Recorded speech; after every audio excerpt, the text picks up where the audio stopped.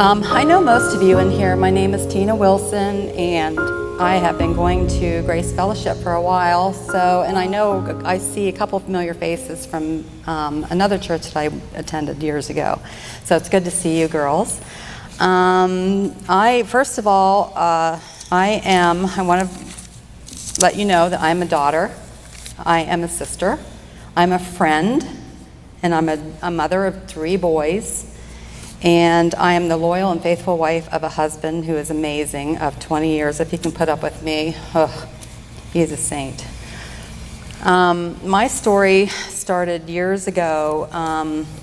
When I was 18, I went to a baseball game with a friend of mine. She invited me, and it turned out that my high school crush was playing ball there. This is like a month out of high school. So he ended up taking me home that day, and we dated, and almost a year later we were pregnant and we had to get married. We didn't have to get married, but in my family, you make your bed, you lie in it. So we got married, and by 20 years old, I had 2 baby boys. And life was rough. We took our vows. When we took our vows, you're supposed to become one. We weren't one. We were as separated could be, because he had his interests, I had mine, I had the kids, and things just didn't go well in our marriage. My parents weren't real fond of him, but as time went on, we did try, and to no avail. 21 years later, not 21 years later, I'm sorry, let me back up. 5 years into our marriage, I didn't feel like he was attentive to me. He wasn't affectionate to me. And so I ventured, and I broke a commandment. I ventured out, and I committed adultery. I broke a commandment. And so that happened more than once. I became addicted to affirmation, to men, because I needed that in my life, and that's something I wasn't getting. My kids were off doing their own thing, and by the time I had left, my boys were raised, and one was in the Army, and the other one was hardly ever home. He was off with friends, and our connection wasn't that great. I love my boys, don't get me wrong, I do. But I met Glenn, and we ended up getting married. We met at the office, and I know Drew's spoken about this many, many times, and something that resonated with Drew's sermons. During COVID, when we all were mandated to stay home, I was listening to sermons and watching them on TV. So happened that the one sermon that he gave just stuck in my mind, because it was me. It just described me to a T. And it went like this: you sow a thought, you reap a deed. You sow a deed, you reap a habit. You sow a habit, you reap a character. And you sow a character, and you reap a destiny. And invisible thoughts become visible actions. That was me to a T, because I sowed that thought, and I reaped a deed. And I reaped a habit, and I reaped a character as well. And that's when you separate from people. People just, when word gets out, something else I wanted to tell you, this is kind of funny. So when I met my first other affair, it was during the time when cordless phones we had a cordless phone. And during one of my conversations, do you know that cordless phones back then, you could hear conversations on scanners and CB radios? Well, guess what? I was found out. My secret was out. And I found out from other people were coming to me, and I didn't care. I was just at that point where I didn't care, because I was all about me. And I was very selfish. I was insecure, and I just wanted a life. I was envious. I was jealous of my friends, because Their families all went on vacations together. Mine didn't. Mine didn't. I just wanted my husband to do things with me. He was off hunting in the mountains all the time. So he had his hobby and I had my hobby, and which wasn't good because I wasn't a Jesus follower at the time. I didn't know Jesus. I went to church all my life and never knew Jesus. And come to find out, I talked to other people, they didn't know Jesus either. So it's like, oh, well, I guess I'm not the only one. Because I think back in the 60s and 70s when you're raised, when the way we were raised, you didn't hear that. You didn't hear the love of Jesus. You didn't hear the forgiveness. All I heard was, you're going to go to hell right away. You know, if you commit adultery, if you break any commandments, you are doomed for hell. So I thought, okay, well, I've already screwed up, so I might as well keep on going. Right away this morning when I got here, I felt shaky because I'm not a public speaker. I was scared to death. My heart was pounding. I thought, what am I going to do when I get up there? I'm gonna cave. I'm going to run out the door or something. And I know that's Satan working on me. The enemy works on us constantly, constantly. He's used to having me in his grip. And guess what? I'm not going to let him. I'm not going to let him win. Because, you know, I found a new life with Jesus. And that's all I have to say about that. So, Pastor Drew, if you can help me out here a little bit. There was a verse here that I had about the roaring lion. So it's like a roaring lion? Yes. He may devour. Yes. That is true. I don't know what He's devoured me so many times I can't even count. I can't. Because I didn't know. A couple weeks ago, my husband and I were at the beach, and Chris was with us, and Chris said, hey, let's go in the water. Let's catch a wave. And I'm like, oh, okay. I'm not adventurous, but I did. I went in, and I had a two-piece suit on. Two-piece suit on. Not a bikini, because I don't do bikinis. So I went in the water, and this wave I was about waist high because I had to go to the bathroom anyway. Don't tell anybody. But I went in and this wave just came out of nowhere and I swear it was over my head. Chris, he was in front of me and he dove into the wave and I'm there and the wave took me out. It wiped me out. It took me clear down. I bounced off the bottom in the sand. And by the time I was done, I had sand in my bottoms. I had sand in my tops. I was a mess. But it reminded me that that's what Satan does. He will blindside you, and you don't even know what's happening, you know? And that's what happened to me my whole life, I think, because I didn't know how to listen to God's still small voice. And God does speak to you. He's been speaking to me, and he's been shaping me up. I'm telling you. It's been, and I totally believe that he wanted me, he pushed me into doing this, and he wanted me to tell my story because I know there's so many hurting people out there. There's divorces, there's drug addicts, there's people who've had abortions that can't get over it.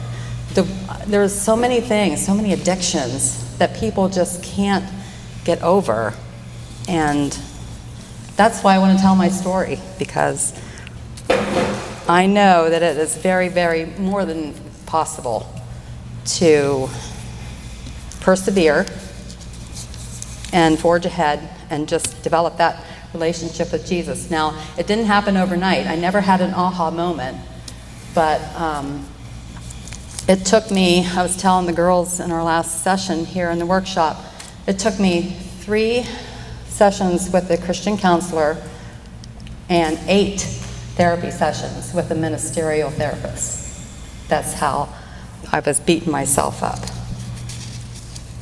And you might hate what I did, but I hate it worse than you. And it showed, because I wear my heart on my sleeve. I don't hide anything. So, and I worried about everything. So eventually, I think I must have been acting like a victim to my own family. Was tired of being around me because they were just so tired of hearing me beating myself up. And, my 13-year-old granddaughter would tell me, Nini, you need positive self-talk. This is not good. You're too negative. And coming from a little girl like that, I had to do something. So that's when I started my therapy sessions, because I didn't know what else to do. And going to Grace Fellowship, Drew, your sermons are amazing, and they have certainly helped shape me. Glenn and I have a really good relationship. We do, but we had to work on it because of me, because I beat myself up, and I was just negative all the time, and he just got tired of it, and he just.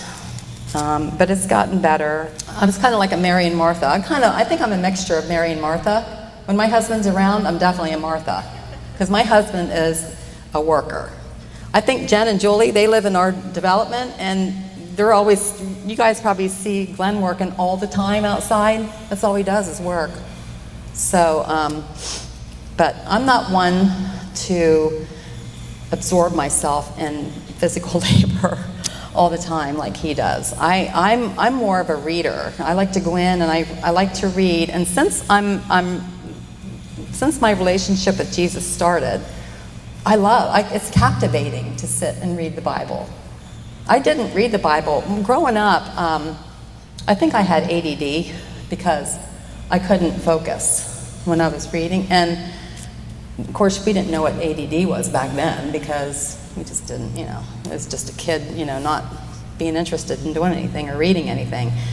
But my mom and dad got me at Easter time, they got me a beautiful white leather-bound Bible, and it was a King James version, and had gold lettering on it, and, well, you might as well be reading. It might as well have been written in Hebrew, because I couldn't understand it, the these and thous, and I just didn't sit down and read my Bible because I didn't understand it. It was never explained to me. And but my mom and dad meant well. They did. But thank goodness, then with the new translations, now I love to sit down and read the Bible. And I started by picking verses out that meant scripture, that meant something to me and that resonated with me. But now I will pick the scripture out, but I'll read the whole story, because that's what you really have to do. You should do, because it just connects everything. Another thing that I learned during therapy was there is evil in our atmosphere. There's evil in the whole universe, and there's evil everywhere. We're surrounded by evil. But we're surrounded by angels and good, and good, you know what I mean? A goodness. And so Ephesians 6:12 will explain that to you. And it says, "For we are not fighting against people made of flesh and blood, but against the evil rulers and authorities of the unseen world, against those mighty powers of darkness who rule this world, and against wicked spirits in the heavenly realms." Now, I believe that there is evil, but there's good battling for each and every one of us every day. And if we listen, it depends on what we listen to, that will result in the outcome. Because we just have to learn, our battlefield is our mind. And if we don't renew our mind, if we continue in our past, and continue beating ourselves up for what we've done and refuse to move forward, you have to renew your mind, because what goes in your mind comes out of your mouth. And that happened to me. I was not a good person for a long time. I was arrogant, I was self-centered, I just didn't care. I don't know. I just come a long way. Let's put it that way. A long way. My past really left me feeling alone and empty and unloved, unworthy of anybody to love me, and just overall worthless. I was toxic to other people. Now that I know that I'm worthy, I am worthy, and I'm qualified, to speak up for God. I am. And I'm happy to do it any day, anytime. If anybody wants to talk to me, I'm there. So eventually I did build a wall, and a wall of defense. And I didn't let anybody in for a long time because I was afraid of getting hurt. And conversation was hard for me. It was hard for me to relate to anybody because I thought that what I thought was anybody that I would come in contact with that I thought knew my past, and I really had to be careful what I said. I'd have to be cautious. So I just would try to avoid them people altogether because I didn't want to get into any discussions that might turn heated. But so I was just talking to, I guess it was Grace this morning about being alone. And I told her that I thought sometimes when you are in a season of your life like that, I think I just felt isolated from people, and I think God did it purposely. And I think it's because He wanted me to come to Him. He wanted me to come to the point at the end of my rope when I felt like I was going to fall. He wanted me to cry out to Him. Just like the prodigal son went back to his father, I was a prodigal daughter. So when I did, it was so freeing. And I wondered why I hadn't done it sooner. So I bought it's a plaque that I put in my bedroom. It is the fruits of the Spirit. Love, joy, peace, patience, kindness, gentleness, goodness, faithfulness, self-control. And I try and use them. I try and remember to use them every day. Because, another thing my therapist taught me to do was when I go to bed at night to meditate. And I was telling the girls here, I meditate every morning. I don't care if I have to get up at 5 o'clock in the morning. I get up and I pray and I meditate.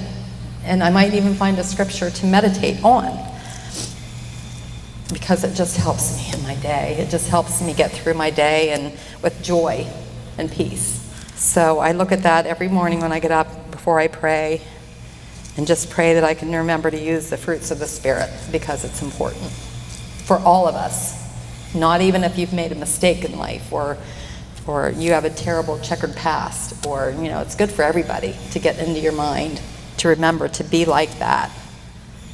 2 Samuel says, verse 14, all of us must die eventually. Our lives are like water spilled out onto the ground, which cannot be gathered up again.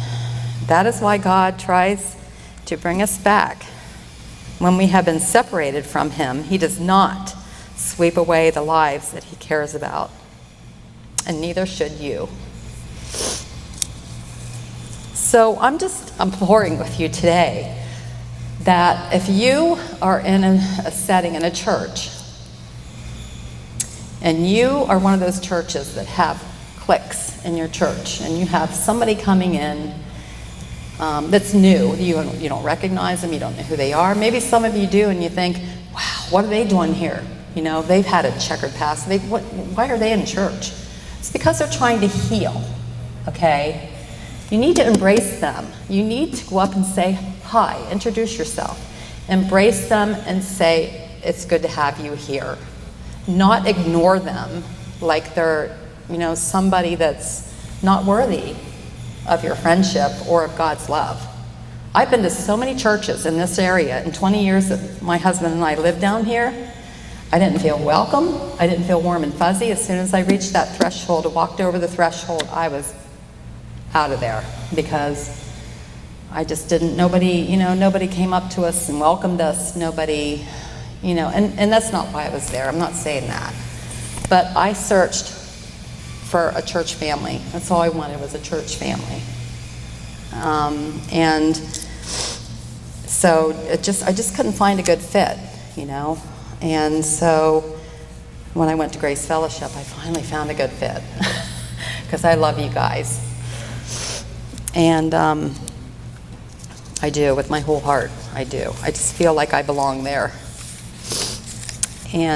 But when I came into my relationship with Jesus, I don't know if you probably have heard of Joyce Meyer. I don't know how many of you watched Joyce Meyer. She told this story once. During COVID, I watched her, and it was about the farmer and the donkey. Anybody ever hear that story? A farmer had a donkey, and he fell in a well. And the farmer didn't know how to get him out. So he went to his other farmer friends around the area, and they said, hey, told him what a situation was. So the farmers all came with their shovels and showed up. Couldn't get him out, so I guess they'd have to shovel dirt on him, right? So I was that donkey in the well. I couldn't get out, okay? I was in the hole, black hole, didn't know what else, didn't know how to. So anyway, when they started shoveling dirt into the well, they would get so much dirt in the well, and the donkey would shake it off, and he'd step onto the dirt. He'd shovel some more in, donkey would shake it off, step up. They'd keep doing this until finally the donkey got out. He was out of the well. He got out of the hole. And that's exactly how I feel, because Jesus is the only way. He is the way, the truth, and the life. There was a story that I heard, I don't know, maybe some of you heard this one, that this church was getting a new preacher. Well, one day, this scruffy, old, long beard, scruffy man with dirt all over his face, shabby clothes, went in and sat in the back row, and people that were sitting there that were all decked out, they kind of like moved over and didn't want to have anything to do with him. So at the end of the service, turns out he was the new preacher. He wanted to test his flock to see what kind of people that, church that he was getting into. And I think that really opened their eyes, that it doesn't matter what you look like. It doesn't matter how you dress. It doesn't matter what your hair is like. It doesn't matter if you drink, you smoke like a fiend. It doesn't matter if you've been divorced multiple times. It doesn't matter what you've done in your life. If you're at church, you're there to heal. You're there for fellowship. You want a church family. You want someone to talk to. You want to get your mind renewed. You want to be reset, like you're turning your computer off and you want to reboot. That's what you're doing. Your soul. It's a reboot for your soul. And I think you really, really have to think about that when you see someone coming into church that's new. I am thankful that I'm older, but it's better to be older and finally find Jesus for real, a real relationship with God, because I was in church many, many years. Sue and Rhonda, I was in church. It was a long time, and I was not a good Christian. I wasn't a follower of God. But boy, once you become a good follower of God and you believe, you just accept Jesus into your heart for real, you experience so much joy, and you get His grace, you get His mercy, you get His Holy Spirit. So, sorry. During my therapy, I learned that I had a gift of empathy, so I cry a lot. So forgive me for that. And I was like, why do I have to have a gift of empathy? Why couldn't you give me a gift of singing or something like that? But no. I remember once I went to my uncle's funeral service. It was at the Blanchard Church of Christ. And I didn't even know why I went, because I wasn't close to my dad's side of the family. I wasn't ever, close to them. But I went, just out of respect. And there were so many people there. The sanctuary was loaded with people. And what did I do? I sobbed like a baby. I was so embarrassed, because all I could do was bawl. And I don't know why, because I didn't know him, but for some reason I felt the pain around me. I felt it. And so that's why I cried, because I had that gift that I didn't know I had. But anyway, so if anybody that I know of that needs help, that needs to talk to somebody, that don't really feel comfortable, I'm here. I am here for you because I know how it feels to hurt. I'm sorry. I know how it feels to be isolated from people and for people to judge you, criticize you, and laugh at you and heckle you and just make you feel like you're garbage. So that's all I have to say.